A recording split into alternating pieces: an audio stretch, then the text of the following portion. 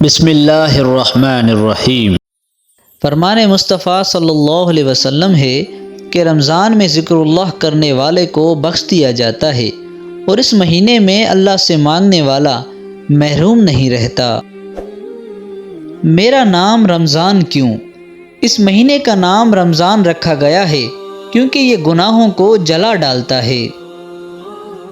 جیسا رمضان ویسا سارا سال۔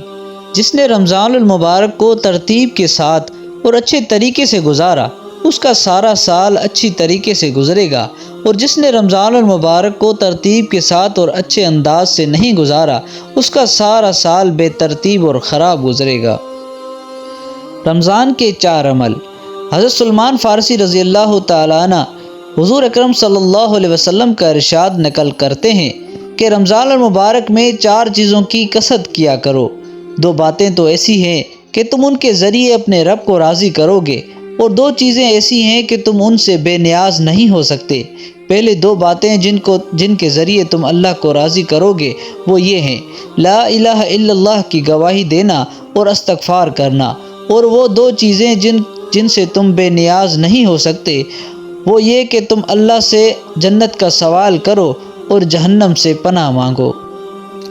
حدیث کا مفہوم ہے کہ فرمان مصطفیٰ صلی اللہ علیہ وسلم ہے: جس نے اللہ عز و جل کی راہ میں 1 دن کا روزہ رکھا، اللہ عز و جل اس کے چہرے کو جہنم سے 70 ہاتھ مسافت دور کر دے گا۔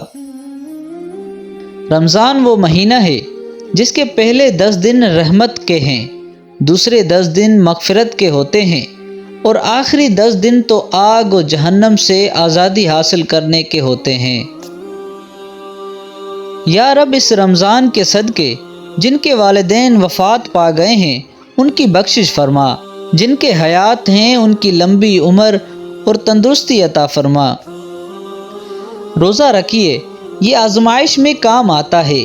حدیث کا مفہوم ہے کہ رسول اللہ صلی اللہ علیہ وسلم نے فرمایا: آدمی کی اس کے بال بچوں، مال اور پڑوسی کے معاملات میں آزمائش ہوتی ہے، اور روزہ ان آزمائشوں کا کفارہ ہوتا ہے۔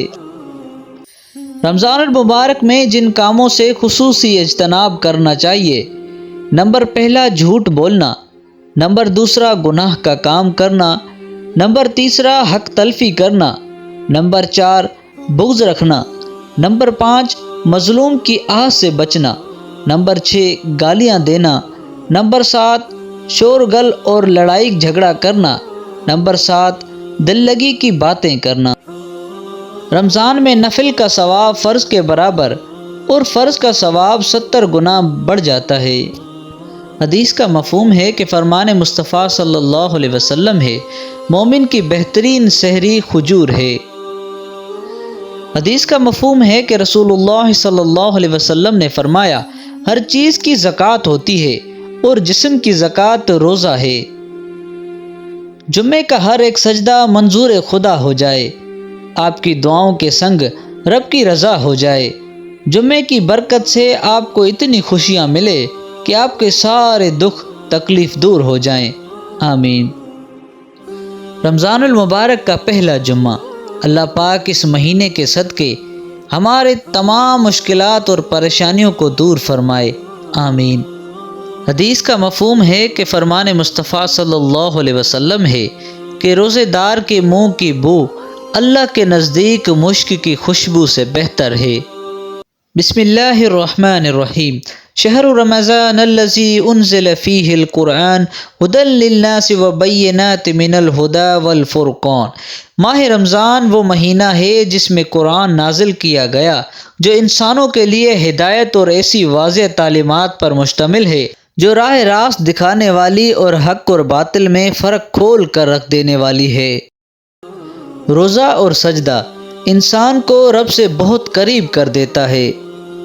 حدیث کا مفہوم ہے کہ رسول اللہ صلی اللہ علیہ وسلم نے ارشاد فرمایا: تلاوت قرآن کا اہتمام کیا کرو، یہ دنیا میں نور ہے اور آخرت میں ذخیرہ۔ حدیث کا مفہوم ہے کہ رسول اللہ صلی اللہ علیہ وسلم نے ارشاد فرمایا: روزے دار کو قیامت میں میرے حوض سے پانی پلایا جائے گا، پھر اس کو جنت میں داخل ہونے تک پیاس نہیں لگے گی۔ روزے کا مقصد سحری اور افطار کی فکر اور اہتمام کے بجائے قلب نفس کی پاکیزگی کا اہتمام اور فکر ہے۔ حدیث کا مفہوم، فرمان مصطفیٰ صلی اللہ علیہ وسلم ہے، روزے کو لازم پکڑ کیونکہ اس کے برابر کوئی عمل نہیں۔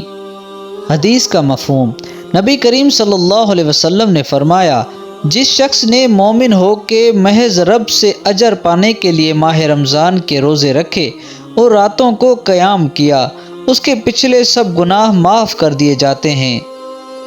حدیث کا مفہوم، فرمان مصطفیٰ صلی اللہ علیہ وسلم ہے، روزے دار کا سونا عبادت اور اس کی خاموشی تسبیح کرنا اور اس کی دعا قبول اور اس کا عمل مقبول ہوتا ہے۔